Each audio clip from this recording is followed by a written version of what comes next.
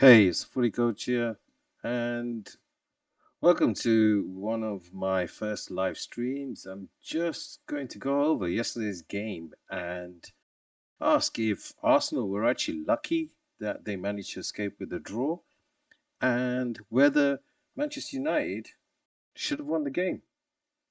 So we can get right into it, and let's start with just having a look at some of the ratings and stats from the game, and then I'll have a look at the actual tactical setup of both teams and some of the key incidents during the game. So, if we see the ratings here, I think, this was a, let's say, quite difficult game to watch at times because of the way both teams set up. And United defended really well as a unit, but also Arsenal just lacked that cutting edge. I'm sure you've heard a lot of people talking about the lack of a striker that Arsenal have, having a big impact on their game. But I think there's a bit more to it than just that. Since Amarim's come in, I'm going to give him some credit because I was quite critical of him on one of my previous videos. He's understood the task at hand that he has, his players. He doesn't believe that they can work in the style that he wants. So, in games like this, he's just trying to make the best of it, having them sit deep and to set up the team in a way where they're less likely to concede goals, even though that hasn't happened. And, try to use the qualities of Bruno Fernandes, who is their best player by some distance and is pretty much carrying this team. So they asked, Manchester United went for their usual 3-4-2-1 system. I know people say, oh, it's a 3-4-3 or a 3-5-2. I actually believe it's a 5-2-3. So SofaScore is a 3-4-2-1 here.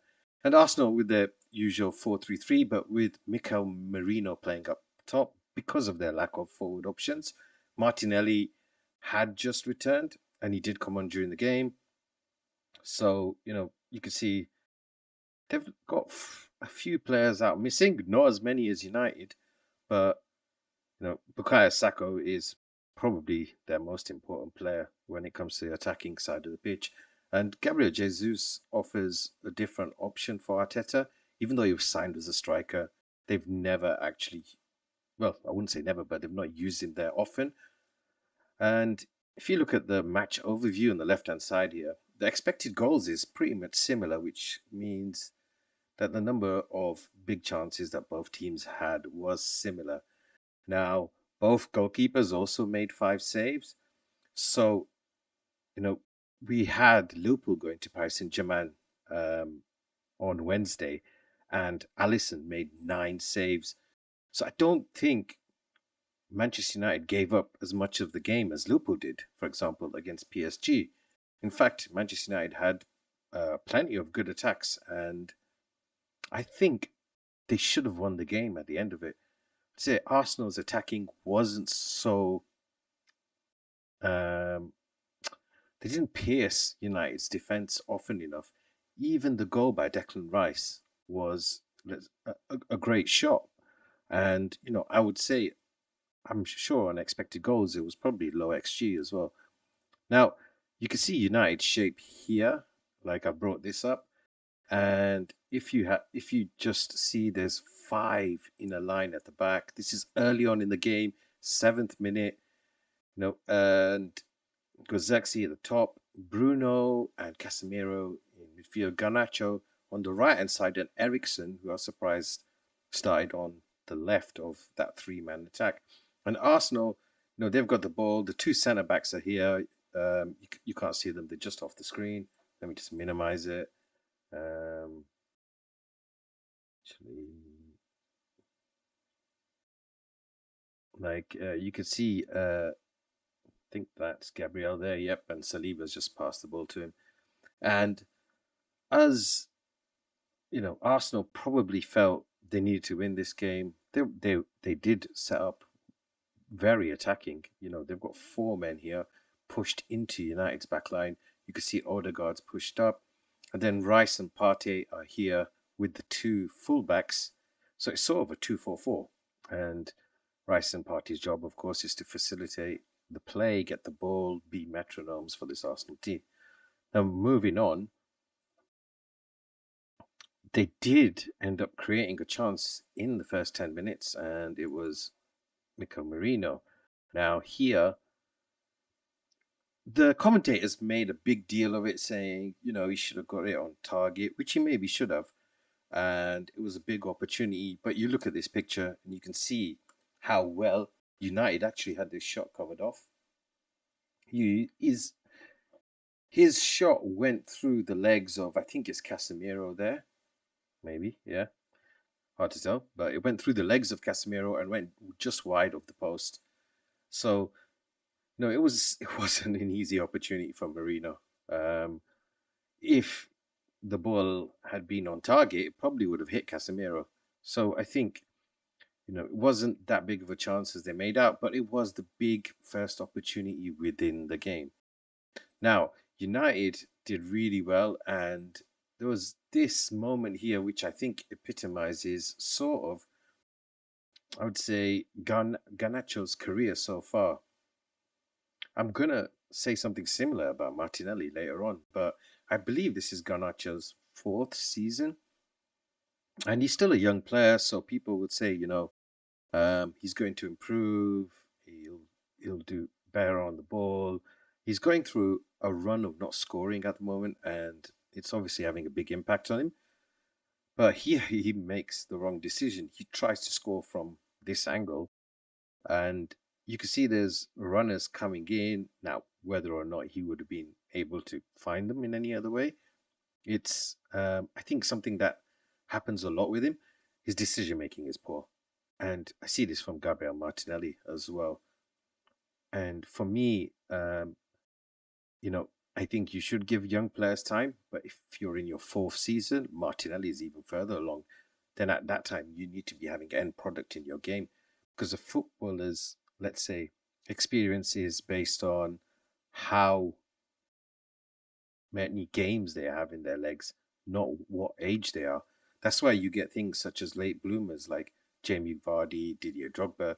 They didn't play that many games when they were young, and that's why they continue on late into their 30s as well. So that was just a small thing of Garnacho, who I think improved a lot in the second half, actually, and provided the transitional threat that Manchester United needed, especially when you got Xerxes and Christian Eriksen up there, who aren't the quickest of players. But when you're set up like how United are here, deep, that's the kind of thing that you need from Garnacho to be doing for your team. And here the Arsenal players, there's five in a line here. Every single Manchester United player is in this image. This is 20 minutes into the game. So you can see what United were trying to do. There was a lot of boos, and Arsenal fans were, let's say, sorry, not Arsenal fans, United fans were not happy with how this game was going. Every time Manchester United actually tried to keep the ball, there was groans. Dalot would get forward on the left, he'd pass it back. But as a, let's say, as a team who's not getting much of the ball, I would say what Dalot was doing was the right thing, because you don't want to be chasing the ball the entire game. So the groans from the fans, it's expected because of the performances that they've had, really. So, it's a bit of a balance, I guess, of expectations required, but, I can see where the fans are coming from. Then this is something that I thought would be really good to highlight why I think Arsenal struggle in the Premier League to score goals. Obviously, they scored 7 against PSV in midweek, but Odegaard here has tried to play a dinked ball over the top.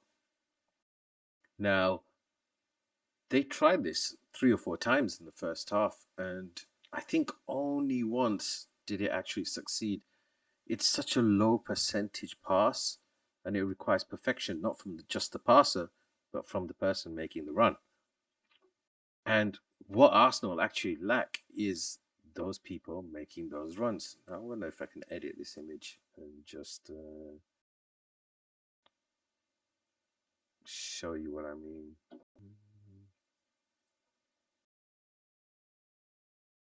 Gonna have to use paint because say don't have the tools like James Allcott does. Nope.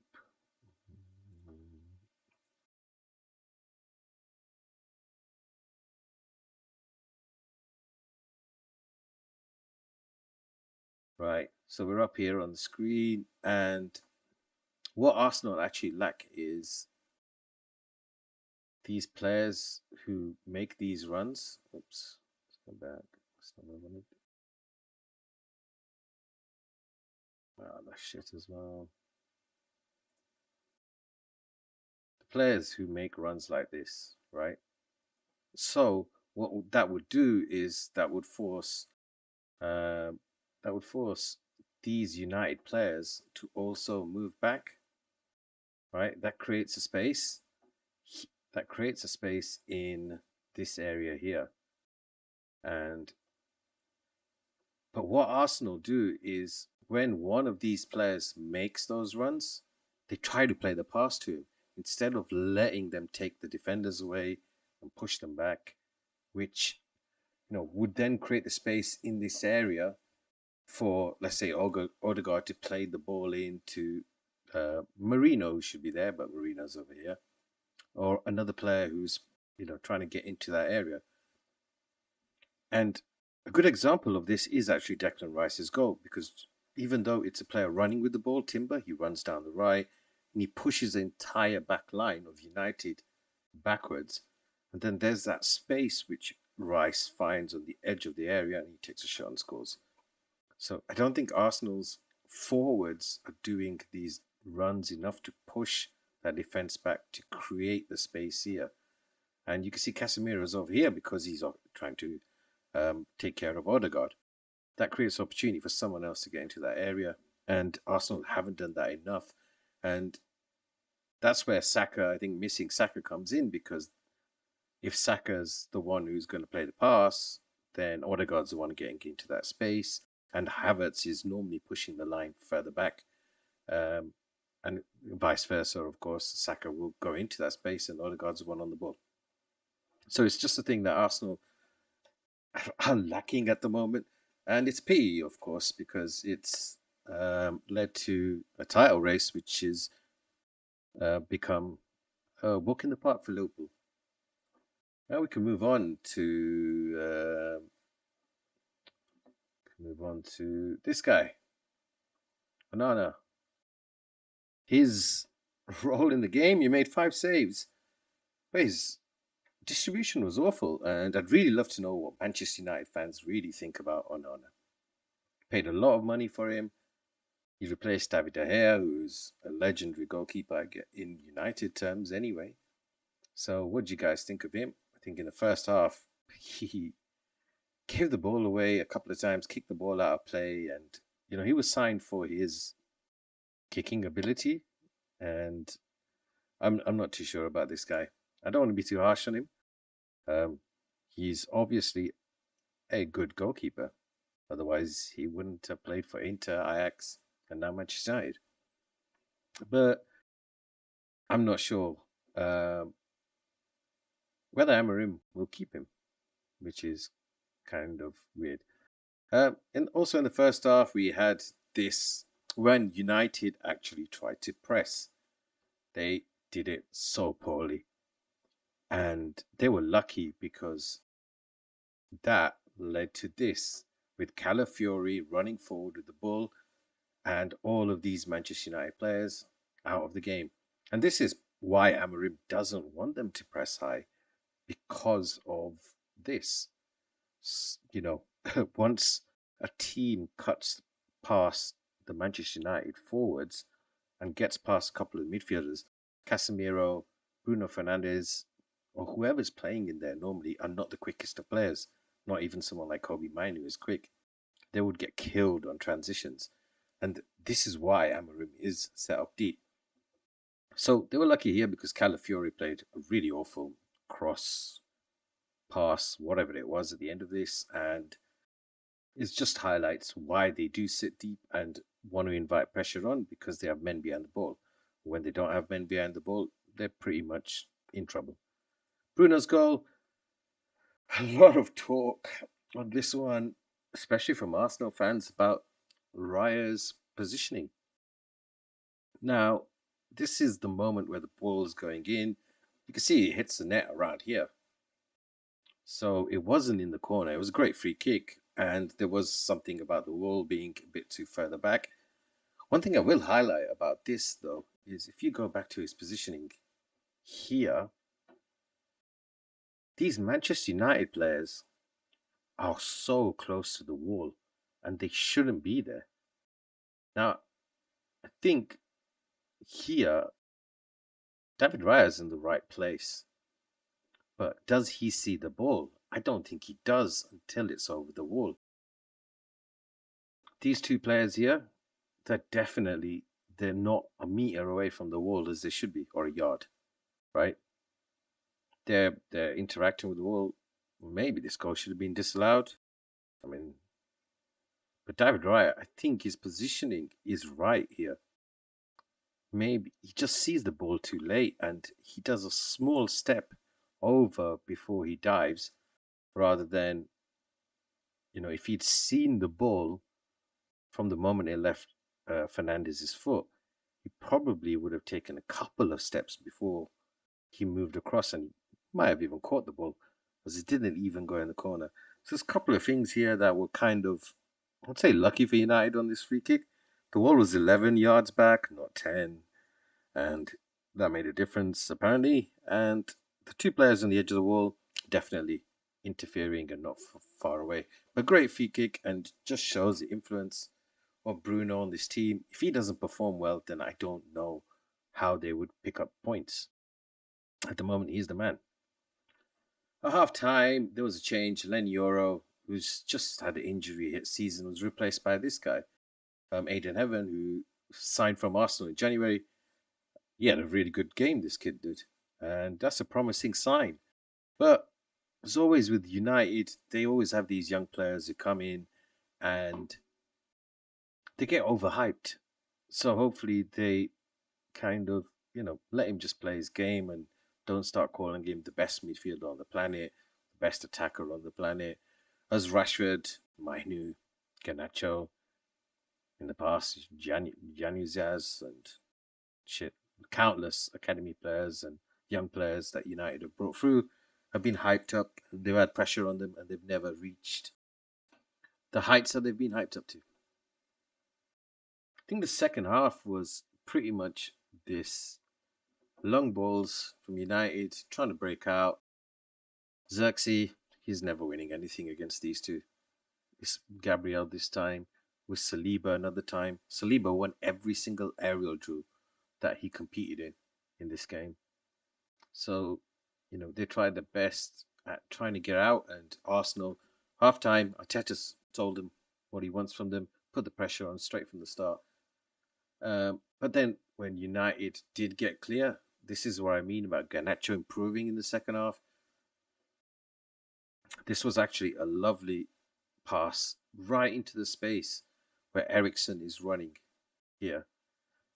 And if Ericsson was 5 years younger, he would have got to the ball. But as it was, Timber came across and intercepted it. But this was actually good decision making from Garnacho for once. So this is what he needs to do more of. The ball was played into the right area. Ericsson just not quick enough, I guess, which is to be expected.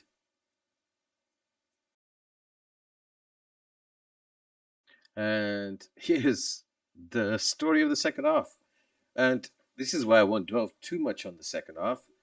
United, you can see here at this point, they've got a six-man back line. And that's because Casemiro, wary of Arsenal's threat, wanting to protect the lead, he started to fall in deeper and deeper. Alex has basically made that one mistake in defense where they left Rice unmarked. The biggest issue was not taking the huge chances that they created. Yeah, I think that's right. Mm. We'll come to one of those chances later on. Um, but yeah, this the second half was just like this. It's I would say you as United fans have got to expect this from Amarim now.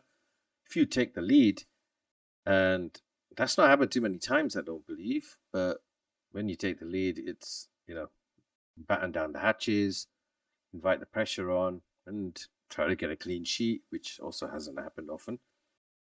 So against Arsenal, I think it's totally to be expected. They're second in the league.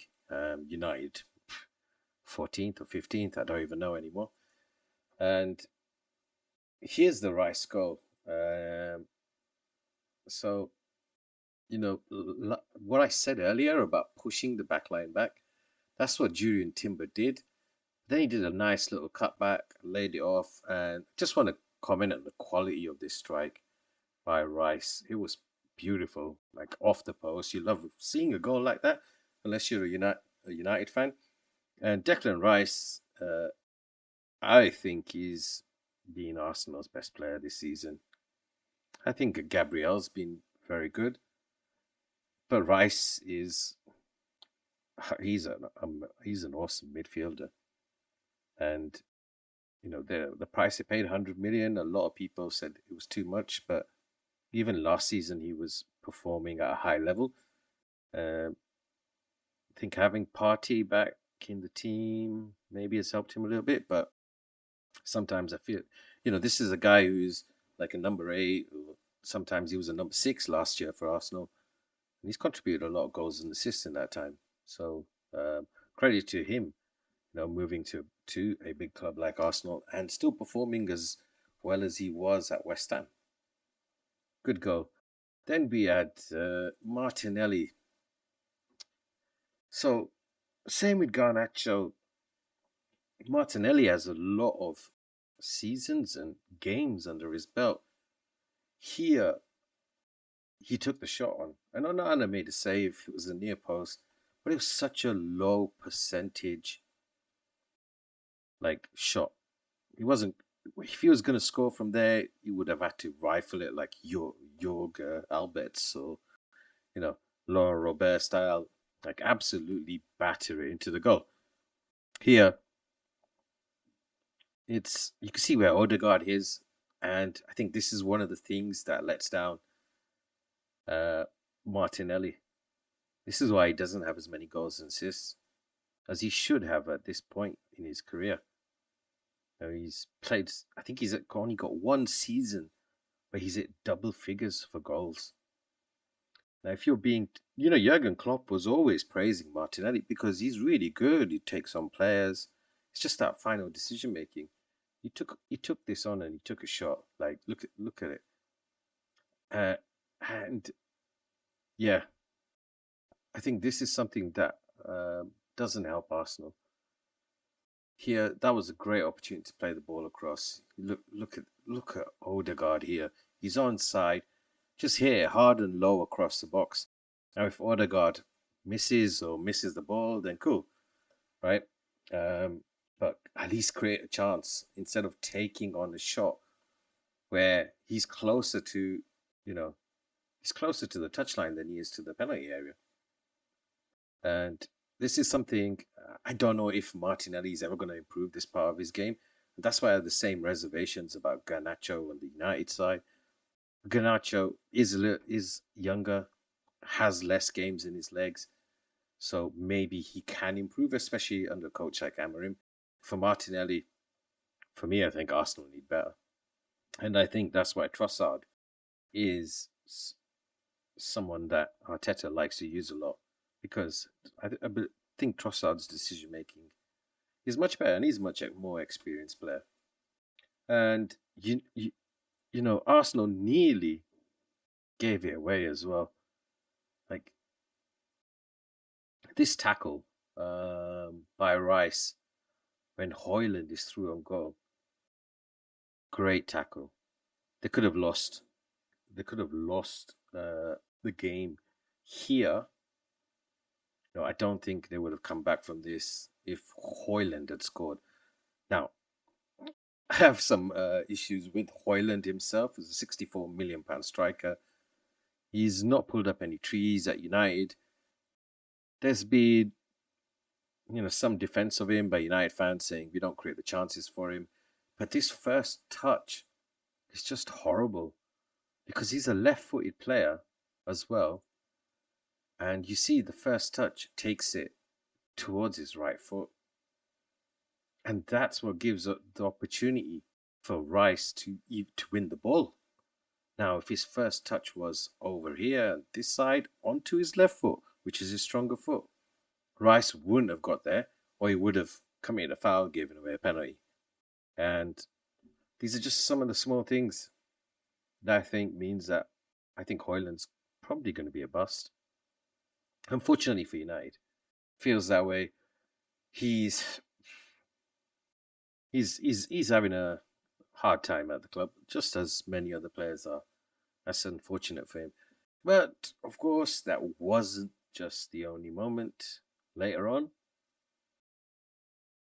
we had a big chance for Bruno Fernandes here.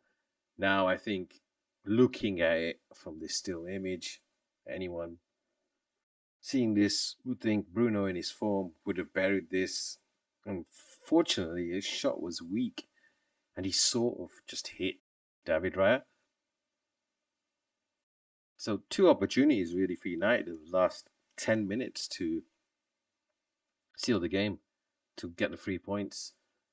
But what was amazing about this was this save from the rebound by David Raya. Won Arsenal a point here, and this is why I have the thumbnail for this live stream as lucky, because I think Bruno Fernandes should have finished this and should have won United the game. And for all Arsenal's pressure and you know everything that they did in this game, um, I think it was United who had the better opportunities and should have won the game.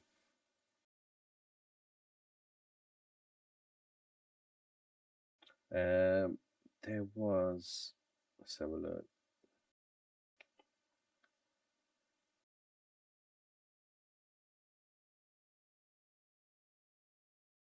So I think these shot maps are really good, and you can see where the opportunities came from and the XG of them. So let's go to the Rice one. You can see 0.07. It's really low XG. That's why it was such a great strike from that part of the box. But then Bruno's chance in the 90th minute, 0.26. Um, this Garnacho one in the first half, which I said low XG. It's the Martinelli one, low XG. That's where those two players have to improve with the decision making. And yeah, so that's all I have on the game. Let me just read some of chats. The two United players were interacting with the ball after the ball was um, after maybe after the ball was played through. It's no secret United have been poor for a while. Arsenal were looked like a title contender, not in this game and not since 2015-16 really. I'm going to disagree with that. They were title contenders for the last two seasons. They were just beaten by a ruthless money machine. Man City are a money machine.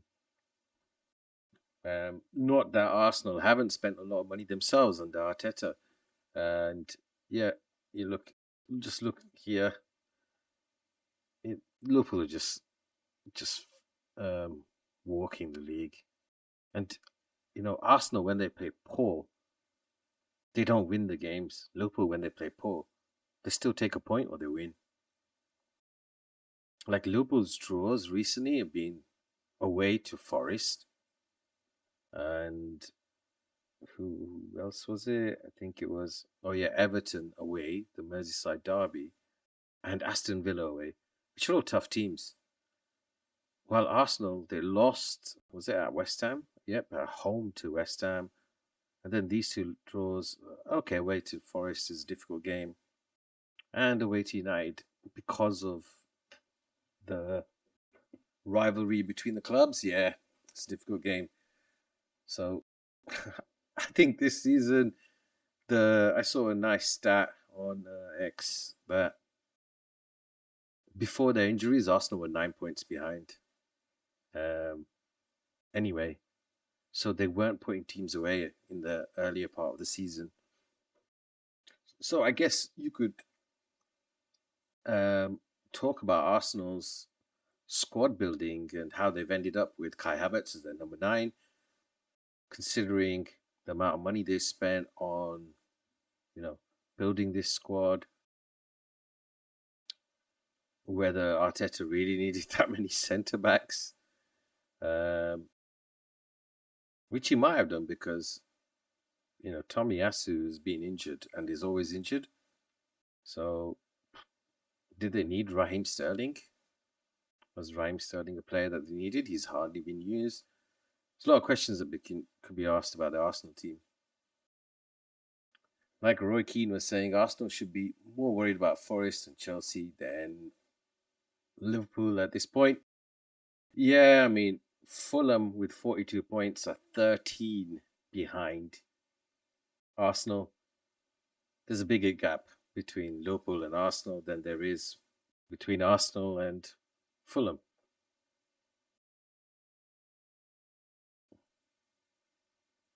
They still have the best defense in the league, at least. So 24 goals conceded. But yeah, I think Roy Keane was right. If you're drawing 10 games, you're not winning the league.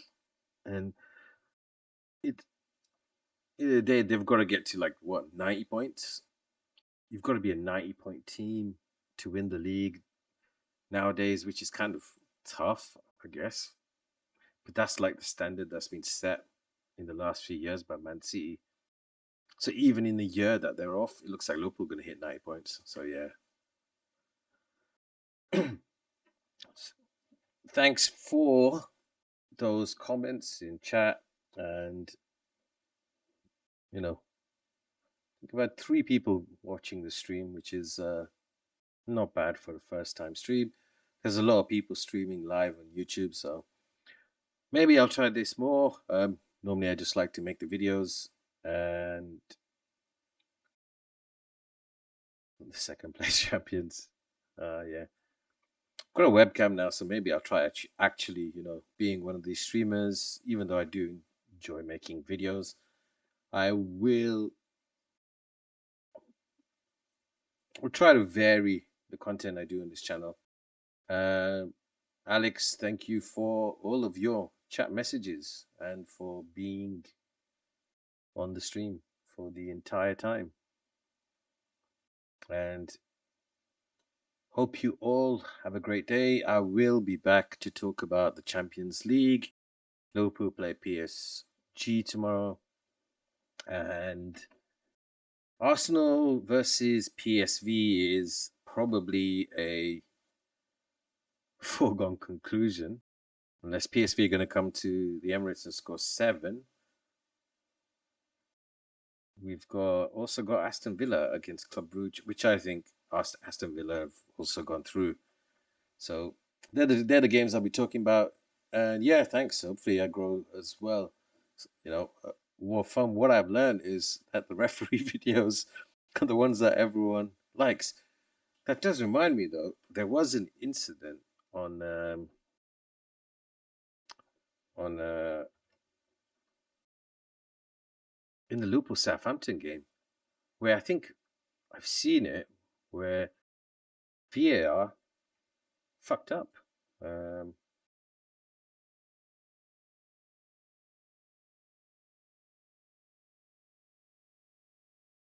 course, follow me on X if you haven't.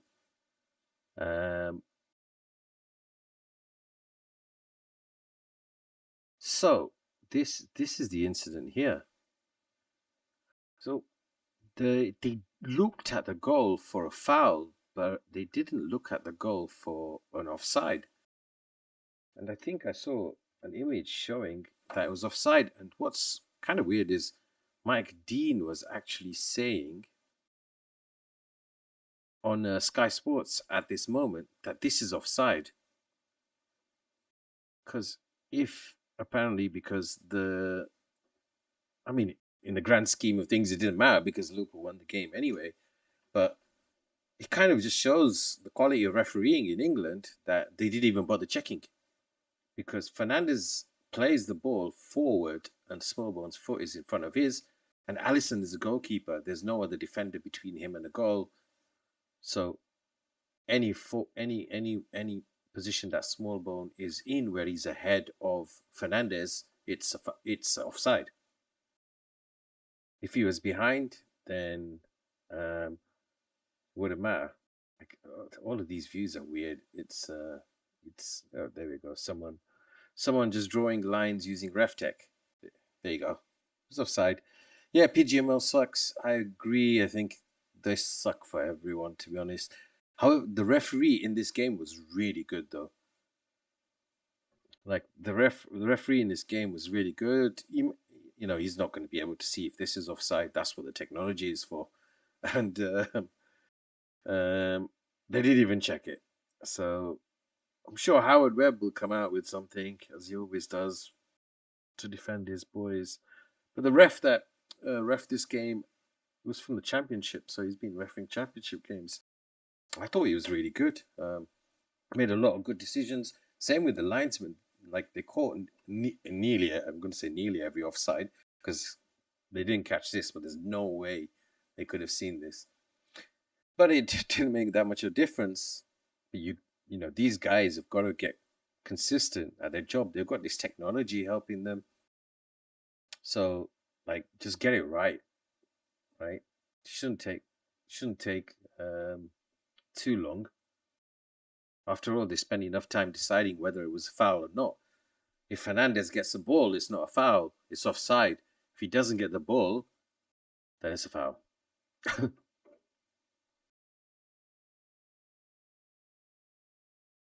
don't know what this website is, RefTech.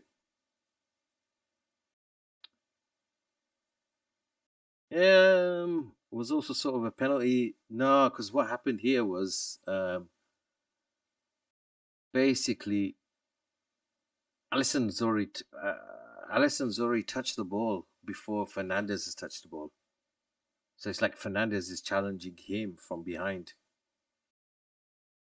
So um, the whole situation was just really bad defending by Van Dijk. Actually, here he should have cleared the ball, but he tried to let it run on. So at this point, like Alisson's touched the ball to control it, and he's about to kick it away, but Fernandez gets his foot in there.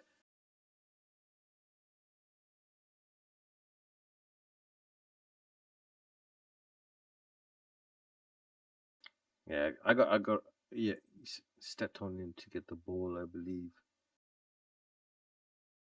Uh, I'd have to watch it back, but Jamie, play the clip. Yeah, I'd have to look back on this actually. Look at, I don't think it doesn't really matter, does it? Because it didn't impact the game too much. Probably made Liverpool play better, in fact, that they went behind.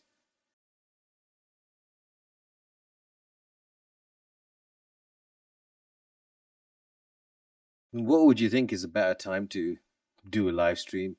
There's loads of like guys on YouTube doing football live streams. So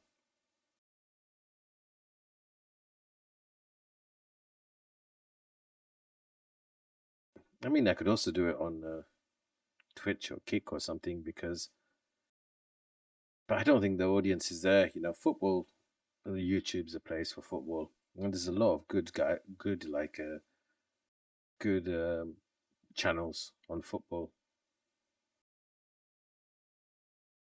No, during work hours, yeah, that's true. I'm just hoping people watch this after the after I end the stream. I'm hoping they'll watch the VOD, later on. Right. I'm going to get off. It's just a short stream. I wanted to obviously test it out, and I hope everyone watching this after the fact and whoever watched it during the stream, hope you enjoyed the breakdown of the game, and thank you for watching. Of course, please do like and subscribe, and follow the socials as well. I'm on X, and yep, find me on there, follow me, and I will follow you back as well. So have a nice day, everyone. And